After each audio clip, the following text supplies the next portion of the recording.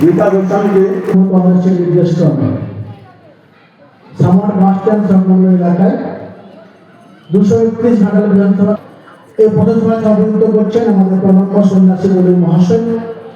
মঞ্চে আছেন রায়নগর অঞ্চল তৃণমূল কংগ্রেসের সম্মানীয় সভাপতি বুলবুল সামন্ত মহাশয়। সংগঠনের এক ডাকে যারা আপনারা আজকে সমাবেত হয়েছেন খামার বাস স্ট্যান্ডে, প্রত্যেককে আমার পক্ষ থেকে আন্তরিক ধন্যবাদ, কৃতজ্ঞতা এবং নমস্কার জানাই। আর জানাই আমার মাথা নত করে দেওয়া হচ্ছে তোমার চরণে ধুলাপ করে। আমরা আজ কেন এলাম?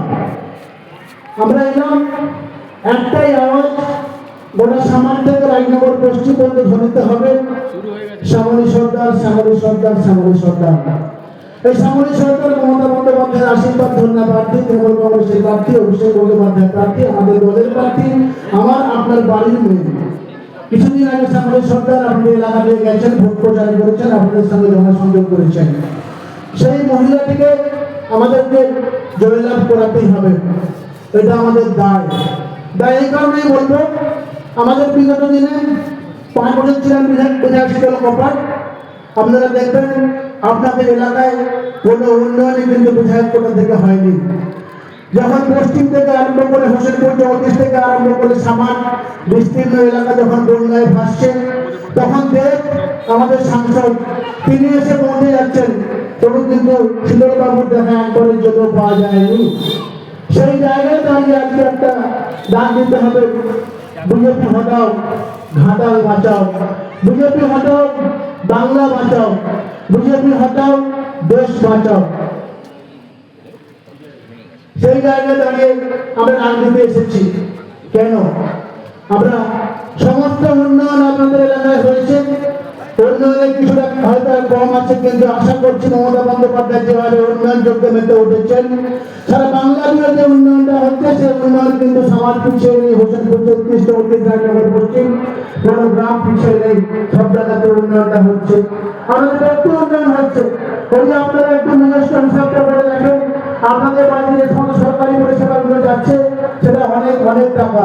ভাবুন তো, আজ থেকে 15 বছর আগে যখন একটা সরকার চলছিল, বামফ্রন্টের সরকার, 35টা বছরের আগে রাজত্ব করেছে, তখন আপনি কি পেয়েছেন?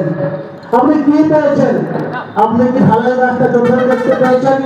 আপনি কি সকালবেলায় যখন বাড়ির কাজটা সেরে জলটা আনতে যাচ্ছেন, ট্যাপ ঘুরিয়ে 1 বোতল জল ভরতে পেরেছেন? আপনি পারেননি। আপনি লক্ষ্মী ভান্ডার পাননি, আপনি কৃষক বন্ধু পাননি, আপনি কন্যাশ্রী উপস্থিত থেকে কিছুই পাননি। শুধু ছিল একটা না পাওয়ার যন্ত্রণা, না পাওয়ার হতাশা। তারপর যখন মমতা বন্দ্যোপাধ্যায় ক্ষমতায় এলেন, তিনি একে একে সমস্ত অভাব অভিযোগ আপনার দূর করতে থাকলেন। যেমন আপনার নিজস্ব চিন্তা করলেন, সামগ্রিক চিন্তা করলেন, রাস্তাঘাট, পানীয় জল থেকে আরম্ভ করে পর্যাপ্ত বিদ্যুৎ থেকে আরম্ভ করে সমস্ত কিছু কাজ কিন্তু মমতা বন্দ্যোপাধ্যায় করে চলেছেন। সেই রকম একটা সরকারের মুখ্যমন্ত্রী আমাদের মমতা বন্দ্যোপাধ্যায়। আজকে আপনি অবাক হবেন না, একজন হাওয়াই কোটি পরে মেয়ে যার নমিনেশন চলছে ভবানীপুরে, তখন দেখতে পাচ্ছেন সারা কলকাতা জুড়ে কোটায় মানুষ সেখানে উপস্থিত হয়েছে। অথচ ওদের নেতা যিনি তৃণমূল কংগ্রেসের করে কংগ্রেস হয়েছেন, 32টা কোটি অধিকারী ছিলেন, শুভেন্দু অধিকারী যখন নমিনেশন করছেন, অমিত শাহকে আসতে হচ্ছে। আমরা গর্ব বোধ করি আমার নেত্রী মমতা বন্দ্যোপাধ্যায়। বাংলার এই নেত্রীকে সবাই ভয় পায়, সারা ভারতবর্ষে ভয় পায়, মোদী ভয় পায়, অমিত শাহ ভয় পায়, সবাই ভয় পায়। তাই আজকেও গ্যান্ডার বুকে একটা সভা করতে এসেছে অমিত শাহ, কারণ একটাই, মমতা বন্দ্যোপাধ্যায়কে আটকাতে হবে।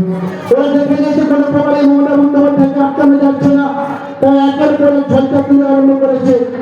নতুন একটা দাওয়াই এসে পৌঁছে গেলে পশ্চিমবাংলার বুকে এসআইআর। ওরা বললো মুসলমানদের ভোট কেটে দিতে হবে, ওরা বললো বাংলাদেশের লোককে পাঠিয়ে দিতে হবে, ওরা বললো দুর্বৃত্তদের পশ্চিমবাংলায় রাখা যাবে না। একটু খেয়াল করে দেখবেন 2002 সাল, তখন 2 বছর ধরে এসআইআরটা চলেছিল। তারপর এখন 2026 সাল, মাত্র 1 মাসের মধ্যে এসআইআর। আপনি বুঝতে পারছেন, আপনার এই সমাজে অনেক হিন্দু মানুষের নাম বাদ চলে গেছে। কেউ তারা থেকে মুসলিম নয়, তারা কেউ দুর্বৃত্ত নয়, তারা তো বাংলার ছেলে, বাংলার মায়েরা। তাদের কি দোষ ছিল? তারা বহু বছর এখানে ভোট দিয়েছে, কিন্তু বললো না, নাম বাদ দাও। দেখলো মমতা বন্দ্যোপাধ্যায়কে সজা করতে, গণতান্ত্রিক পথে ভোট করা যাবে না, তাই নাম বাদ দিয়ে ব্যাক করতে ক্ষমতায় আসতে হবে। সঙ্গীতে হলো নির্বাচন কমিশন, জ্ঞানেশ কুমার। নির্বাচন কমিশন একের পর এক দাওয়াই দিচ্ছে, দুটো দুই পাশে বসে বসে সেরকম কাজ হচ্ছে। আমাদের মমতা বন্দ্যোপাধ্যায় চালটা বুঝে নিয়েছিলেন। উনি সুপ্রিম কোর্টে গিয়েছেন আপনাদের জন্য, এই সমস্ত ভোটারদের জন্য যাদের নামগুলো বাদ পড়ে যাচ্ছিল।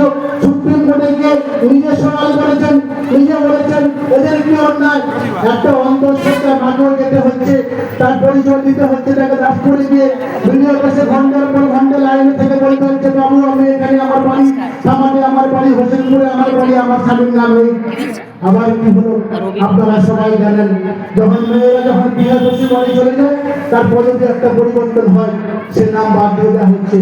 বলতে পদবি নাকি ম্যাচ করছে না, ও বাদ ব্যাপার। কোনো মেয়েদের কি শ্বশুরবাড়ির পদবি ব্যাপারবাড়ির পদবি সবার ক্ষেত্রে এক হয় না, বলছেন পদবি ম্যাচ করছে না, নামটা বাদ দিয়ে দাও। আর কি হলো, বলছে 2002 সালে বাবার নাম নেই, ওর মায়ের নাম নেই, ওকে বাদ দিয়ে দাও। হয়তো বা ওই ছেলেকে বা ওই মানুষটি তার কর্মেরটাকে যে অন্য রাজ্যে ছিল, তখন তো সিপিএম ক্ষমতায়, তখন তারা করেছিল কি ইচ্ছা সব মানুষদের নামগুলো বাদ দিয়ে দিয়েছে, বলছে এদেরকে বাংলায় রাখা যাবে না, এরা বাংলায় এলেই তখন তৃণমূলকে ভোট দেবে, তাই তার সমস্ত নাম বাদ দিয়ে দেওয়ার পর কি হলো, তার যখন ছেলে মেয়েদের নামগুলো এখন তারা ভোট দিচ্ছে, বলছে বাবার নাম নাই, তার নাম বাচ্চাদের। কিন্তু অবাক হয়ে যাবেন, মুসলিমদের নাম বাদ দিতে গিয়ে ওরা বেশিরভাগ হিন্দুর নাম বাদ দিয়ে দিয়েছে। আজকে ওরা প্রমাণ বলছে। আপনারা হয়তো ভাবছেন এসআইআর হয়ে গেছে, হয়তো বিজেপি চলে আসবে, না, এসআইআর বিজেপির সর্বনাশ। এসআইআর করতে গিয়ে বিজেপির সর্বনাশ হয়েছে বাংলার লোকের। তাই আমরা আশাবাদী, আমাদের যে 23 এপ্রিল ভোট আছে, এই ঘাটায় যখন আমরা মমতা বন্দ্যোপাধ্যায়কে উপহার দেবো, সারা পশ্চিমবাংলা 29 এপ্রিল 30 এপ্রিল ভোটের মাধ্যমে আমার মমতা বন্দ্যোপাধ্যায় দ্বিতীয়বারের জন্য মুখ্যমন্ত্রী হবেন, আমরা আশাবাদী। আমাদের আশার শক্তি আপনারাই, আমাদের ভরসার শক্তি আপনারাই পারেন মমতা বন্দ্যোপাধ্যায়কে আবার মসনদে আনতে। কারণ মমতা বন্দ্যোপাধ্যায় আমাদের ঘরের মেয়ে, আমাদের বাড়ির মেয়ে, যে সকাল থেকে রাত্রি পর্যন্ত একটাই চিন্তা, কি করে বাংলার প্রতিটি মানুষের উন্নয়ন করা যায়, কি করে বাংলার প্রতিটি মানুষের সুখে দুঃখে থাকা যায়, সেই মমতা বন্দ্যোপাধ্যায় আমাদের সঙ্গে আছেন। মমতা বন্দ্যোপাধ্যায় আমাদের সবাই পাহাড়। তাই বলবো, অনেক রোড করে কিন্তু সমাজের মুখে ঘুরছে, অনেক ভুল বোঝাচ্ছে, তখন এসে বলছে বৌদি গোপনে বলছে দিদি অন্নপূর্ণা ভান্ডারটা তোমার জন্য আমি করে দেবো, তুই মাসে মাসে 3000 টাকা করে পাবে, ফর্মটা একটু সই করে দাও। আমাদের সব কানে আছে বন্ধু। তো আপনাদের বলবো, যখন আপনাদের বাড়িতে রাতের অন্ধকারে গোপনে ফর্মটা নিয়ে যাবে, আপনারা বলুন ভাই 3000 টাকা তুমি আগে দাও, তারপর ফর্মটা আমি সই করবো। যদি বলে কেন, তোমাদের তো বিজেপি সরকার সারা দেশে অনেক রাজ্য ক্ষমতায় আছে, কোথায় চালু করতে পেরেছে?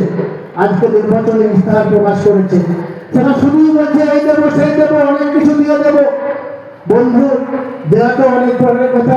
তুই ভারতবর্ষে ক্ষমতায় আছো, তুমি বাংলা আবাস যোজনার টাকা বন্ধ করেছো, তুমি 100 দিনের কাজের টাকা বন্ধ করেছো, তুমি প্রধানমন্ত্রী গ্রাম সড়ক যোজনার টাকা বন্ধ করেছো, তুমি জল জীবন মিশনের টাকা বন্ধ করেছো।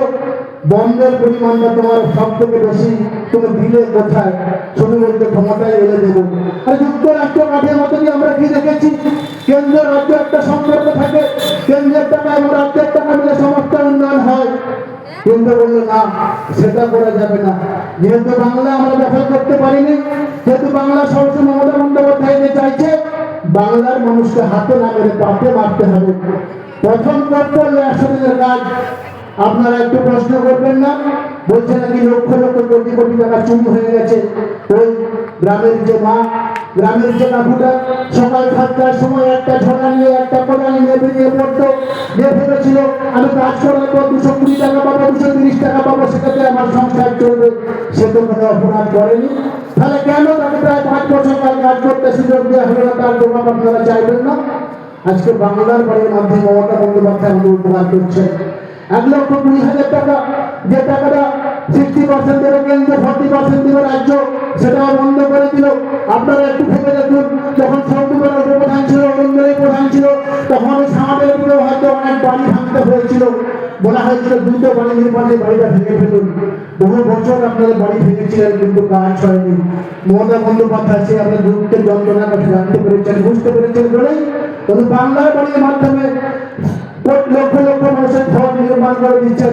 আপনারা অনেকে প্রথম কিস্তির টাকা পেয়ে গেছেন, দ্বিতীয় কিস্তির টাকাও পাবেন। কারণ জানি মমতা বন্দ্যোপাধ্যায় যা কথা দেন তাই কথা রাখেন। আমি বেশি বক্তব্য দীর্ঘায়িত করবো না, অনেক বক্তারা আছেন, শুধু একটা কথাই বলবো, মমতা ব্যানার্জির সঙ্গে থাকুন, তৃণমূল কংগ্রেসের সঙ্গে থাকুন। আপনার বাড়ি গুছিয়ে নিন, আপনার পাড়া গুছিয়ে নিন, আপনার গ্রাম গুছিয়ে নিন, আপনার অঞ্চল গুছিয়ে নিন, সারা বাংলাকে নতুন রূপে সাজিয়ে দিন। এই অনুরোধ করে শেষ করছি। ভালো থাকুন, নমস্কার। জয় হিন্দ, বন্দে মাতরম।